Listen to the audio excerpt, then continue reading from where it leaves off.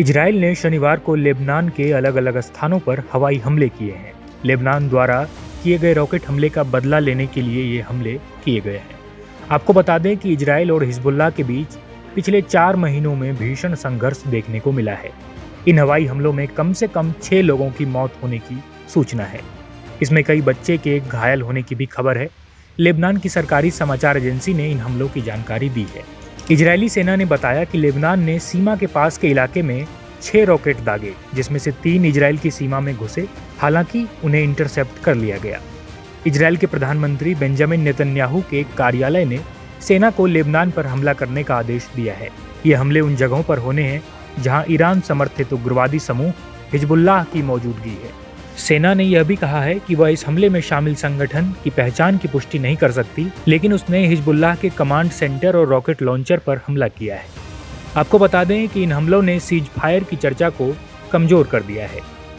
कुछ ही दिन पहले इजराइल ने गाजा में भी हमास के खिलाफ युद्ध फिर से शुरू किया था। हिजबुल्लाह ने रॉकेट हमले की जिम्मेदारी से इनकार किया और कहा कि युद्ध विराम का पालन करने के लिए वो प्रतिबद्ध है। लेबनान के प्रधानमंत्री नवाब सलाम ने दक्षिणी क्षेत्र में सेना को सभी आवश्यक कदम उठाने का आदेश दिया, लेकिन यह भी स्पष्ट किया है कि लेबनान युद्ध की वापसी नहीं चाहता है। आपको बता दें कि इजराइल और हिजबुल्लाह के बीच 7 अक्टूबर को हुए हमास के हमले के बाद फिर से यह संघर्ष भड़क उठा है। इसके बाद इजरायली हवाई हमलों में हिजबुल्लाह के कई बड़े नेताओं की मौत हो गई है। लेबनान में 4000 से अधिक लोग मारे गए हैं, जबकि लगभग 60,000 इजरायलियों को पलायन करना पड़ा है। सीज फायर समझौते के तहत इजराइल को जनवरी अंत तक लेबनान से अपनी सेनाएं वापस बुलानी थी, लेकिन इसे 18 फरवरी तक बढ़ा दिया गया है। इन हमलों के बीच इजराइल का गाजा में सैन्य अभियान जारी है।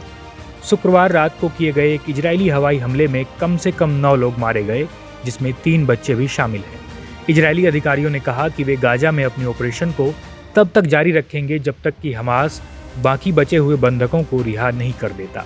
Bureau report, इंडिया.com।